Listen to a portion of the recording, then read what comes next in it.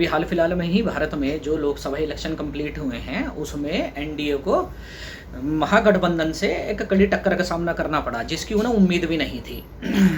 बहुत सी महत्वपूर्ण सीटें हारी गई, बहुत सी जगह जीती भी गई, लेकिन चर्चा का विषय आज ये नहीं है। चर्चा का विषय है केवल अयोध्या। जो अयोध्या जिसे बहुत ही महत्वपूर्ण माना जा रहा था, वहाँ से बीजेपी के लल्लू सिंह को लगभग 50,000 लगभग 54,000 वोटों से हार का सामना करना पड़ा। इसके बाद कुछ सनातनी लोगों या हिंदू लोगों का गुस्सा फूट पड़ा अयोध्या वासियों को लेके। अयोध्या वासियों ने हरवा दिया है कि वहाँ का बाइकआउट भी कर रहे हैं, लोग जा नहीं रहे हैं।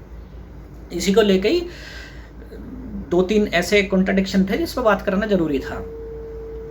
आखिर इलेक्शन में ऐसा होता क्यों है कि बीजेपी को इतनी ही मजबूत स्थिति अपनी लग रही थी और उनके साथ ऐसा हुआ क्यों?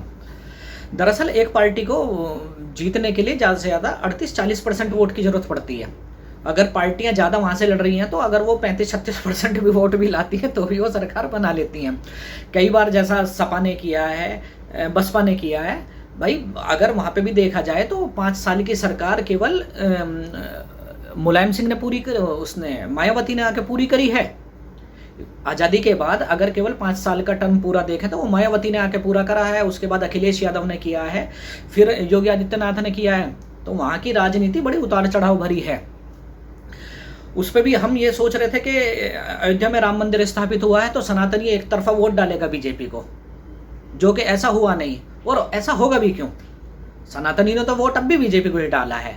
अगर हम वहाँ पे भी देखें कि हरवाया गया है, अयोध्या में 5 विधानसभा सीटें हैं जिसमें रडोली, मिल्कीपुर, बीकापुर, गोसैनगंज और अयोध्या उसमें से एक है।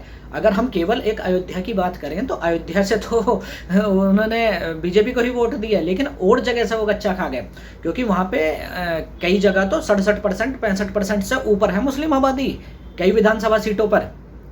और केवल हम इसमें मुस्लिमों को ही क्यों लेके चलते हैं? वोट बैंक तो हर पार्टी का अपना अपना वोट बैंक होता है।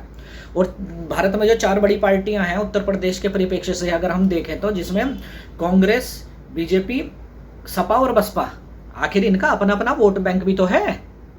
और अगर हम ये देखा जाए कि दलितों का देखा जाए तो किसी भी सूरत में ही सही दलित हिंदू के विरोध में ही जाएगा, सनातन के विरोध में ही जाता है उसका वोट। फिलहाल वो अपने आप को, क्योंकि वो हिंदू मानता ही नहीं है, सनातनी मानता ही नहीं है, तो उस पर तो राम मंदिर बनने ना बनने से कोई भी फर्क नहीं पड़ रहा है। उसका वोट तो जो उसके अगेंस्ट में होगा उसको जाएगा। जैसे मुसलमान का सीधम सीध ये है कि मुस्लिमों का वोट जो भी हिंदुओं के खिलाफ या हिंदुओं के सामने जो भी खड़ा होगा, जो प्रो मुस्लिम बातें करेगा, उनका वोट उनको जाएगा। और इंडिया में तो केवल एक अगर बीजेपी को छोड़ दें तो सारी पार्टियां प्रो मुस्लिम है। कोई सी भी ले लें, इसमें चाहे सपा को ले लें, चाहे हम इसमें कांग्रेस को ले लें, या और भी राजनीतिक पार्टियां जो प्रदेश की पार्टियां हैं, उन सबका यही हाल है। लेकिन अगर हम बीजेपी को भी देखें तो बीजेपी कोई एक्सट्रीम राइट विंग की पार्टी नहीं है, वो भी सेंटर राइट विंग की पार्टी है। वो भी अपने आप को ले तो आई वो हिंदुत्व के नाम पे, लेकिन उसने भी एक तरफा हिंदुत्व को इसे भी खींच अपने आप को वो प्रो मुस्लिम बताने में भी लग रहे हैं, प्रो क्रिश्चियन बताने में भी लग रहे हैं, प्रो सिख बताने में भी लग रहे हैं। इनसे भी जिसका अपीजमेंट हो रहा था, इन्होंने भी कोशिश पूरी करी है अपनी तरफ वोट खींचने की। जो इनके पास था उसको ना संभाल के इन्होंने भी इधर उधर हाथ पैर खूब मारे हैं, जिसका खामियाजा इन्हें भुगतना पड़ा। लेकिन अगर केवल अयोध्या के इससे ही देखेंगे, लोग अयोध्या में जो बाइकआउट कर रहे हैं तो बाइकआउट करना तो ठीक नहीं है। अयोध्या वासियों ने तो बीजेपी को ही वोट दी है। लेकिन अगर हम खुद भी तो देखें, वहाँ पे 60% के करीब वोट डली है और लगभग 11% के वो 11 लाख के करीब वोटर हैं वहाँ पे, जिसमें से एक ने 5 लाख के करीब लल्लू सिंह को मिली है और 5.5 लाख मिली है महागठबंधन को। 40-50 हज़ार जो भी बची इंडिपेंडेंट को मिली है। तो कोई बहुत ज़्यादा के मार्जिन से नहीं हारा है बीजेपी का कैंडिडेट। हालांकि बीजेपी का जो कैंडिडेट था वो भी रिलायबल नहीं था, उसने भी इन्हें नुकसान देने में कोई कमी नहीं छोड़ी। उसके बावजूद भी खैर इन्होंने खड़ा करा, उसके बावजूद भी उसे 5 लाख वोट बहुत मिल गए। फिलहाल वो वहाँ का एग्जिस्टिंग सांसद भी था। लेकिन जो ये नरेशन, इनके जो नरेशन चलाए गए हैं, जो इन्होंने महागठबंधन ने नैरेटिव चलाए हैं, उसका इन्होंने कोई तोड़ भी तो नहीं निकाला। वो तो मजबूती से लगे रहे। उन्होंने झूठ बोला, झूठ इतनी बार बोला कि झूठ ही सच लगने लगा। तो कम से कम जो हम अयोध्या वासियों को कोस रहे हैं, किसी को कोस रहे हैं, इसमें अयोध्या वासियों का दोष नहीं है। अब ऐसा भी नहीं हो सकता कि अयोध्या में जितने भी होंगे सनातनी होंगे, वहाँ पे ना दलित होंगे ना मुसलमान होंगे, कि आपका वोट वहाँ पे बटेगा ही नहीं। लेकिन अगर हम कुल मिला के देखें 5 लाख वोट मिलना भी बहुत है।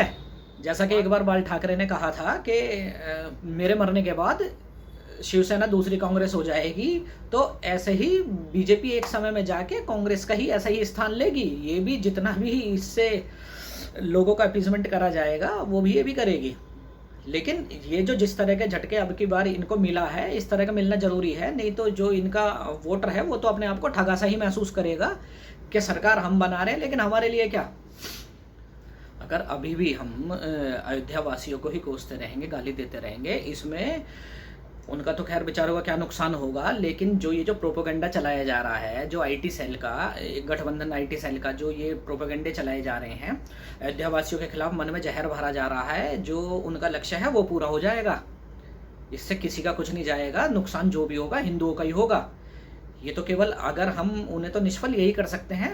और रही बात ये, हम राम मंदिर के लिए जाएं भाई, हमें इससे क्या मतलब कि वहाँ पे कौन सांसद बन गया, कौन वहाँ पे विधायक बन गया, हमें इससे मतलब नहीं है।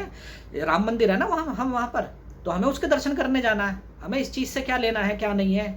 ठीक है ना, राम मंदिर स्थापित है ना, अगर यही चीज़ पहले हो गई होती तो नहीं जाते, या कभी इंदिरा गांधी के टाइम में, राजीव गांधी के टाइम में हो गया तो क्या हम नहीं जा रहे होते, कांग्रेस के टाइम में हो गई होती ये चीज़ें, जा रहे होते ना। तो फिलहाल इनके नैरेटिव को ध्वस्त करने का यही तरीका है कि वहाँ खुल के दर्शन के लिए लोग जाएं और जैसा सहयोग दे सकते हैं वैसा सहयोग वहाँ के लोगों को दें, और बस राम जी का नाम लेते रहें। जय श्री राम।